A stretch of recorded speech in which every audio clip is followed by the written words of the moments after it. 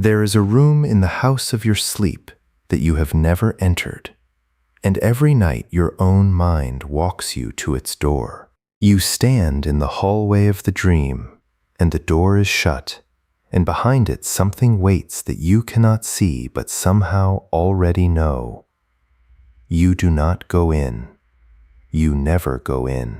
You wake instead, in the gray hour before the alarm, with your heart going faster than the dream seemed to warrant, and you tell yourself it was nothing, random firing, leftover noise from a tired brain. You get up, you dress for the life that needs you, and you forget it by the time you reach the kitchen. And then the next night the house returns, and the hallway returns, and the door is there again, patient as a creditor, waiting for you to understand that it is not going to stop until you walk through it. Carl Jung spent his life learning the language those dreams are written in, and what he discovered cuts against almost everything you have been told about them. He did not believe the dream was hiding anything from you. That was the great argument of his age, the idea inherited from Freud that the dream is a censor, a sly disguiser of forbidden wishes, a thing you have to decode because it lies to your face to protect you. Jung came to believe almost the exact opposite. He believed the dream is the one part of you that cannot be bribed, the one voice in the whole psyche that refuses to flatter you, telling you nightly, in the only language it has, the truth your daylight self has spent years refusing to hear. The dream is not the liar. The waking mind is the liar. The dream is what is left when the lying stops. By the end of this, you will understand why your dreams return to the same image again and again. Why the part of you that runs your days is the very part the dream is trying to correct, and how a recurring image you have been dismissing as nonsense may be the most honest counsel you will ever receive. You will learn the difference between the dream that disguises and the dream that compensates, and why Jung staked his entire psychology on the second. And you will learn what it costs to finally answer the dream instead of waking from it. But there is a part Jung would have you sit with that is harder than the strangeness of it, and it is this: the room you keep refusing to enter is not a threat hidden in the dark. It is a part of your own house that you stopped living in, and the door has been unlocked the whole time. From your side, waiting for the one thing you have never been willing to do, which is turn the handle and look at what you exiled. If this is already touching something you have carried in silence, I would ask you to do one small thing before we go down into it. Leave a comment about a dream that has come back to you more than once, the image your sleep will not let go of, even if you have no idea what it means. Not because you owe anyone an explanation, but because naming it out loud is the first time you treat it as a message instead of noise. If this speaks to a quiet part of you that suspects your sleep has been trying to tell you something, let me know with a like. And if there is someone you love who has been waking tired and uneasy from a dream they keep brushing off, send this to them. It may be the first time they hear that the dream was never the enemy. Let me tell you about a woman in her 40s, 43 to be exact, a trial lawyer in a large city, the kind of attorney other attorneys are afraid to face across a table. If you met her, you would call her formidable. And you would be right.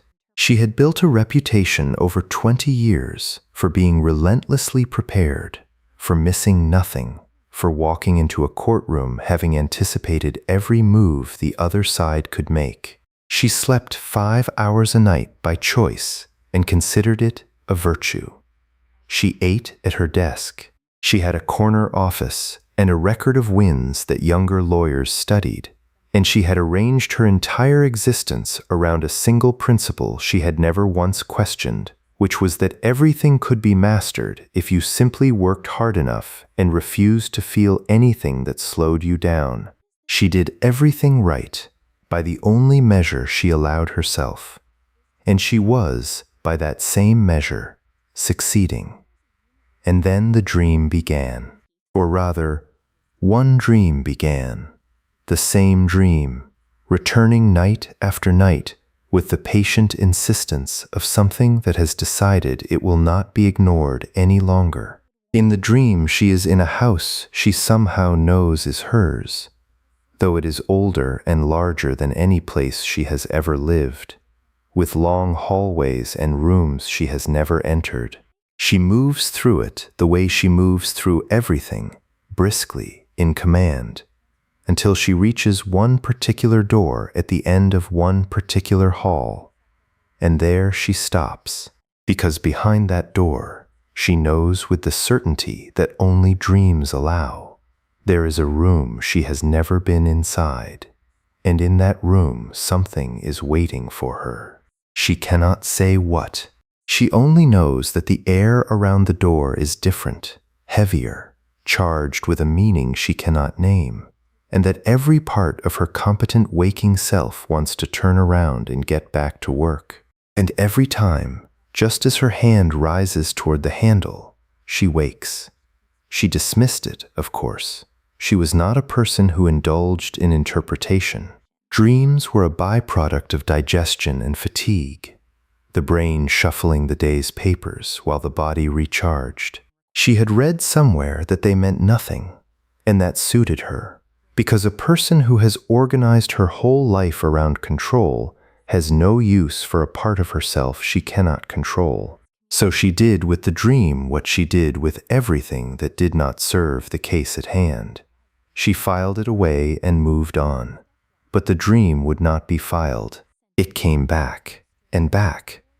The same house, the same hallway, the same unentered room, until she began, against her will, to dread sleep a little, the way you dread a phone call you know is coming from someone you have been avoiding. Jung would have told her she was avoiding the most important conversation of her life, because he had spent decades observing exactly this, the recurring dream that will not relent, and he understood it as the unmistakable sign of an unfinished message. He noticed that when a dream returns again and again with the same central image, it is never random, and it is never noise. It is the psyche doing what any patient communicator does when its message is not received. It repeats itself. It says the thing again and again and again, more insistently each time, the way you would raise your voice and slow your words for someone who keeps failing to hear you. The recurring dream, Jung came to believe, is the unconscious refusing to give up. It is a letter returned unopened that gets sent back the next night with the same address and a heavier stamp. And the more important the message, the more relentless the repetition, until the dreamer either reads it or breaks. But to understand what the dream was trying to tell her, we have to understand the single idea that separates Jung's view of dreams from every other, the idea on which his whole approach turns. He called it compensation. Jung observed that the conscious mind, the daylight self that runs your life, is always one-sided. It has to be. To function in the world, you select a way of being and you commit to it. And in committing, you necessarily neglect everything that way of being leaves out. The lawyer had committed totally to mastery, to control, to relentless thought, and the refusal of feeling. And that commitment had made her formidable. But it had also left an entire half of her unlived, exiled, shut away, because you cannot be that controlled without amputating everything in you that is uncontrolled, everything soft and uncertain and alive that does not bow to the will. And here is the law Jung discovered. The psyche is a self-regulating system, and it cannot tolerate that kind of one-sidedness forever. So at night, while the daylight tyrant sleeps, the neglected half rises and presents itself. The dream shows you, with perfect precision, exactly what your waking life has been leaving out. That is what compensation means. The dream is not your enemy, and it is not your secret shame. It is the other half of you, restoring the balance the day destroyed. So when the lawyer dreamed of a house with a room she had never entered, the dream was not speaking in riddles. It was speaking as plainly as it knew how. The house was her, the whole structure of herself, far larger and older than the few rooms she actually lived in. And the unentered room at the end of the hall was the precise life she had locked away in order to become the woman the world admired. The rooms of feeling and rest and tenderness and uncertainty that she had sealed off 20 years before and never once gone back to open. The dream was not hiding that from her. It was showing it to her, night after night, with the patience of something that loved her more honestly than she loved herself, saying in the only language it had, "You have stopped living in most of your own house, and there is a part of you in here that is waiting. This is the part that should stop you, because it overturns everything you were taught to think about your own dreams." We are trained, almost from childhood, to treat the dream as either nonsense or as a coded confession of something shameful, a wish too ugly to admit, a symptom to be decoded by an expert and explained away. Jung rejected this with his whole life. He insisted that the dream means what it shows, not always literally, but honestly. The unconscious, he said, is not trying to deceive you. It does not need to. It speaks in images instead of words, not to disguise its meaning, but because image is its native tongue, the way a river speaks in current and a fire speaks in heat. The disguise was never in the dream. The disguise was in your waking life, the elaborate costume of competence and control you wear all day to convince the world and yourself that the locked rooms do not exist. The dream is the one place the costume comes off, and that, more than anything, is why people flee it. It is not that the dream is frightening. It is that the dream is true, and the daylight self has built its entire kingdom on not knowing that particular truth. To understand how a person comes to lock away half of her own house, you have to go back, as you almost always do, to a room she had no power to leave. The instinct to seal off feeling and live entirely from control is not something you are born with. It is something you learn early in a place where feeling was not safe. And the lawyer's training had begun before she could read. She had grown up the child of a household that fell apart slowly and loudly. A father who left and a mother who drowned in front of her, in a grief she could not manage, so that the child learned the lesson all such children learn. She learned that feeling was the thing that destroyed the adults. She watched emotion swallow her mother whole, watched it make a competent woman helpless, and she made, somewhere in her small body, a vow as total as a child can make. She would never be that. She would never be swept away. She would be the one who stayed clear and sharp and in command no matter what, because the one who stays in control is the one who survives. And so she became, before she was 12, a small fortress of competence in a house of chaos, and she was rewarded for it, because a child who handles everything is a gift to a drowning parent. She did the family's thinking. She did not do the family's feeling.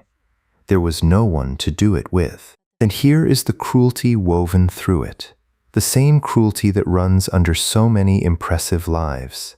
The very thing that saved the child became the thing that imprisoned the woman. The capacity to seal off feeling and operate on pure control, which once kept a frightened girl from going under with her mother, became, over 30 years, the entire architecture of her personality, and the world adored her for it. The courts rewarded it. The firms rewarded it. Every win was another confirmation that the locked rooms should stay locked, that feeling was weakness and control was strength, and that the way to be safe and admired and untouchable was to live in the 2 or 3 rooms of her house where only thought was allowed, and to let the rest fall into dust. No one ever told her she was disappearing. They told her she was extraordinary, and each piece of praise sealed another door, until she had become so good at not feeling that she genuinely believed the locked half of her house was empty, that there was nothing in those rooms at all. The dream came to tell her she was wrong. This is what I would call the tyranny of the daylight self. It is the part of you that decides, very early and usually for good reasons, which version of you is allowed to exist, and which versions must be shut away to keep you safe. And it does not relinquish power easily. It runs your days with total authority, and it dismisses every signal from the exiled half as weakness, as nonsense, as something to push through. The daylight self is not evil. It is frightened. It is a survival mechanism that long ago mistook itself for the whole person, and it will fight to the last to keep the locked rooms locked, because it believes, at its core, that what is in them is what once nearly destroyed you. It does not understand that the thing it sealed away was not the danger. The thing it sealed away was the rest of your life. I want you to see for a moment that this is not only the affliction of the hard and the driven, because the unentered room appears in the dreams of the gentle just as surely, only it is furnished differently.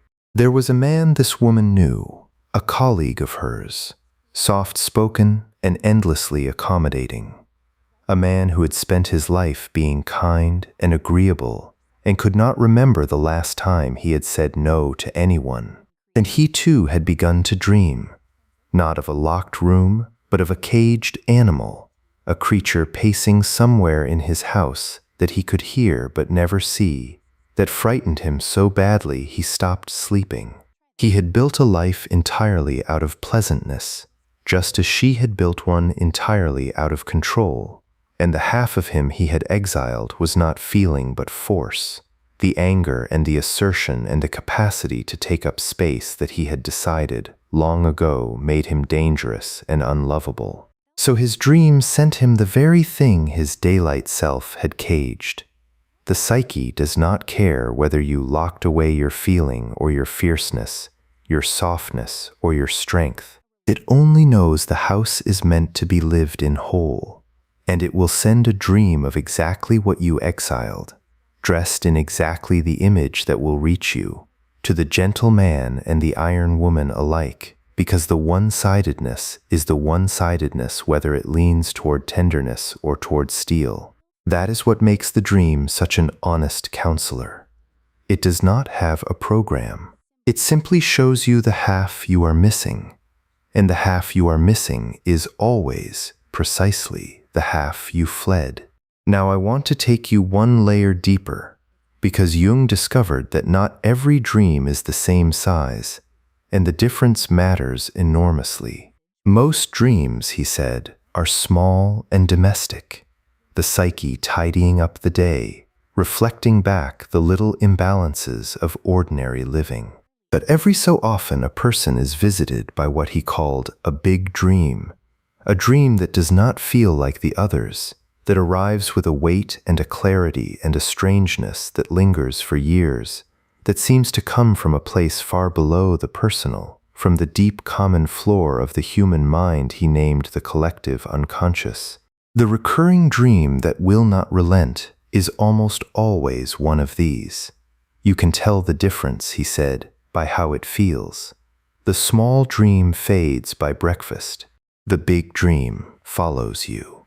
It has the quality of something handed to you rather than produced by you, as though a wiser part of the species itself were speaking through the narrow channel of your single sleeping mind.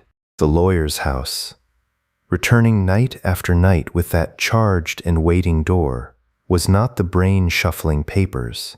It was a big dream, and she felt the difference, which is exactly why she could not finally file it away no matter how hard her daylight self insisted that she should. And there is a second thing Jung understood about these dreams that almost no one is told, which is that the dream does not only look backward. We assume, when we think of dreams at all, that they are about the past, replaying old wounds, dredging up what we have buried. And they do that. But Jung observed that the deep dream is also often prospective. It looks ahead. It is not only correcting the one-sidedness you have already built, it is preparing you for the turn you are about to make, rehearsing in image the development that is trying to happen in you before your waking mind has any idea it is coming. The dream of the unentered room was not only telling the lawyer what she had locked away 30 years ago. It was announcing in advance that the time had come to open it, that a threshold was approaching whether she chose it or not, that the careful sealed life she had built was reaching the end of what it could hold. The dream was not a report on her past. It was a letter postmarked from her own near future, describing the door she was about to be asked to walk through, so that when the moment came she would not be entirely unprepared. This is why the dream grew more insistent rather than less. It was not nagging her about something finished. It was getting her ready for something beginning. But Jung saw something even more disturbing than the exile, and it is the part that should make you take your own dreams seriously tonight, because it is the hidden price of refusing them. He observed that the compensation does not stop when you ignore it. The neglected half, denied the gentle correction of the dream, does not simply give up and disappear. The energy has to go somewhere.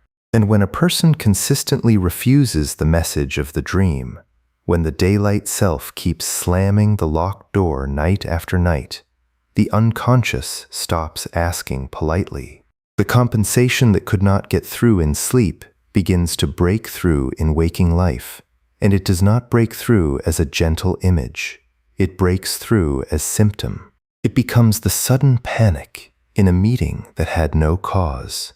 It becomes the inexplicable rage, the body that finally refuses to get out of bed, the affair that detonates a careful life, the breakdown that arrives, always just when everything looks most successful from the outside. Jung understood that what we call a crisis is very often the unconscious doing in daylight, brutally, what it had been trying to do in dreams, kindly, for years. The dream was the soft knock. The crisis is the door coming off its hinges, and the only way to prevent the second is to answer the first. So how do you answer it? This is where most people go wrong, and where Jung parted ways most sharply with the experts of his time, because the temptation is to treat the dream like a code to be cracked, to look up the symbols in a book and trade the image for a tidy explanation. The unentered room means this. The caged animal means that. Jung warned against exactly this, because the moment you swap the living image for a concept, you have killed the very thing the dream was trying to give you. The dream did not send an image because it was too lazy to send a sentence. It sent an image because the image holds more than any sentence can, and the work is not to translate it away, but to stay with it until it opens. He called this staying with amplification, and what I would call it more simply is keeping the door warm. You do not solve the dream, you return to it. You hold the image in your mind in the waking hours, and you let it speak. You ask it questions. You notice what it stirs in the body, the tightening in the chest, the strange pull toward a door you are also afraid of. You treat the figure, or the room, or the animal, not as a symbol standing in for something else, but as a living thing with something to say. And you give it the time and the attention you would give a person you loved who had finally, after years, decided to tell you the truth. The dream rewards patience, and it punishes cleverness. The ones who run to the dream dictionary stay exactly where they were. The ones who sit in the heavy charged air of the image, refusing to look away, are the ones the dream finally lets inside. And so, almost without deciding to, the lawyer did the one thing that begins to change everything. She turned toward the dream instead of waking from it, after it had come for the dozenth time. Instead of shaking it off with her first coffee and folding it back into the day's relentless work, she sat with it. She let herself ask, on purpose, what was in the room.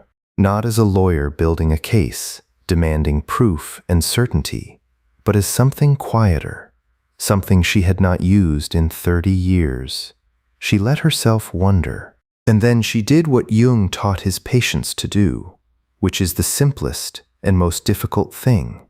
She refused to wake, not literally, but in her mind. In the waking hours, she walked herself back to that door, and she stayed there, and she let herself feel the heavy charged air of it, and instead of fleeing, she asked the room what it held. This is the threshold.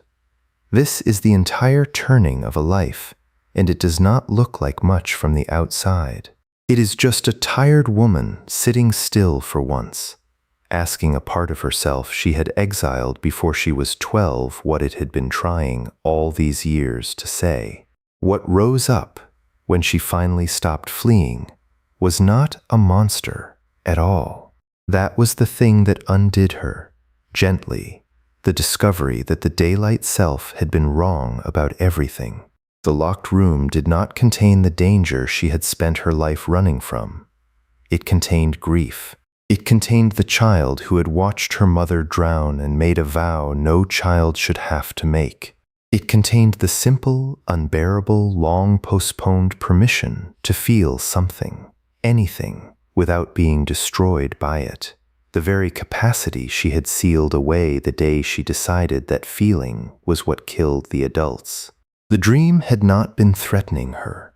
It had been holding the door for 30 years, waiting for her to be ready to grieve a childhood she had never once allowed herself to mourn, and to take back the half of her own life she had locked away to survive it. The room she had been so afraid to enter was the room where she finally got to be a person and not a fortress. Jung had a way of pointing at exactly this. He wrote that the dream is a small hidden door in the innermost and most secret recesses of the soul, opening into that cosmic night which was psyche long before there was any ego consciousness. He meant that the dream is not a malfunction of your mind. It is the place where the small managing self that runs your days touches something far older and far wiser than itself, the whole of you, the part that has never once been fooled by the costume you wear in daylight. And he insisted that learning to read that door, to take the dream seriously as a living message rather than dismissing it as noise, is not mysticism, and it is not superstition. It is the most practical thing a person can do, because it is the only reliable way to find out what your own one-sided daylight life has been leaving out, before the leaving out turns into the crisis that forces the lesson on you the hard way. And this is where it stops being about her and becomes, unavoidably, about you. Because you have a house too, and you are living in only a few of its rooms. And there is a door at the end of one of your hallways that your sleep keeps walking you toward. You know which one. The dream you keep having and keep dismissing. The image that returns.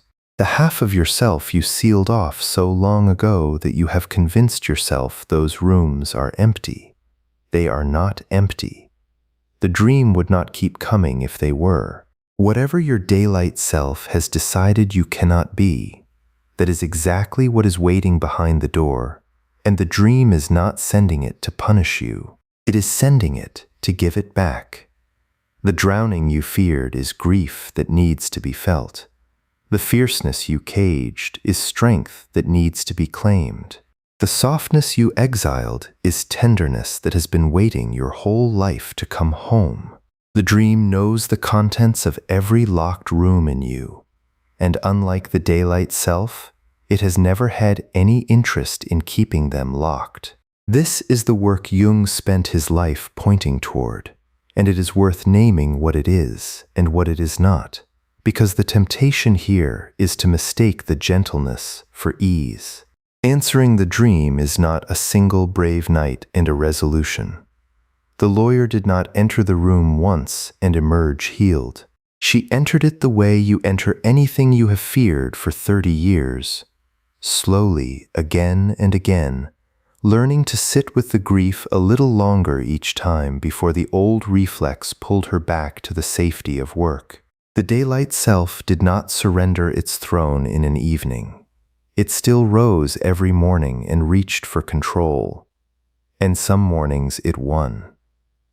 But the dream had changed. The house in her sleep was no longer a place she fled. The door at the end of the hall stood open now, and the room beyond it was no longer a held breath, but a place she had begun, hesitantly, to live in. And in her waking life, the thing that everyone noticed, though no one could name it, was that the formidable woman had become, somehow, more whole, not softer in any way that lost her a case, wider, as though she were finally being run by the entire house instead of by 2 rooms and a locked corridor. But I promised you, at the start, a cost, and here it is, because the dream never tells you the whole truth gently. When you finally answer it, when you reopen the rooms you sealed off to survive, you do not become more convenient to the people around you. You become less. The world had organized itself around the woman who never felt anything, the colleague you could call at any hour, the friend who absorbed every crisis without ever needing anything back, the partner who never broke down because she had sealed off the part that breaks.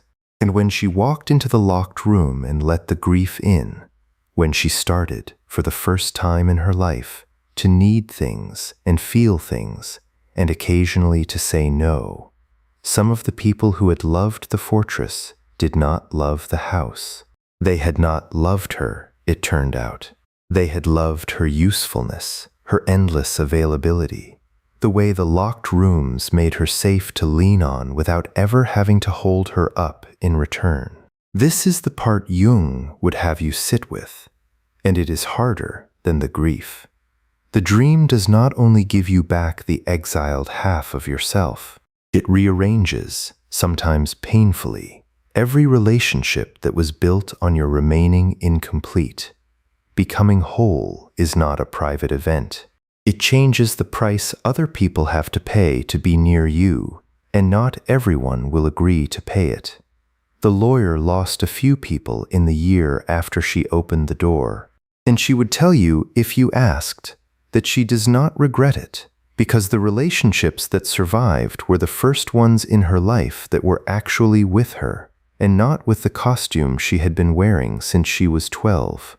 If something in this is landing in a place you usually keep shut, write it in the comments now, 1 line, the room I keep dreaming about, and what you suspect is waiting in it, not for anyone else, so that you have finally said it once, out loud, to yourself.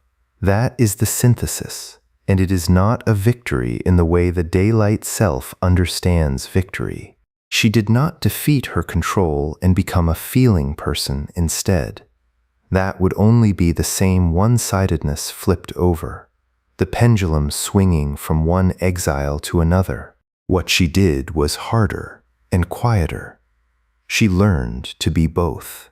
She kept the discipline that had made her formidable, and she reopened the rooms that made her human.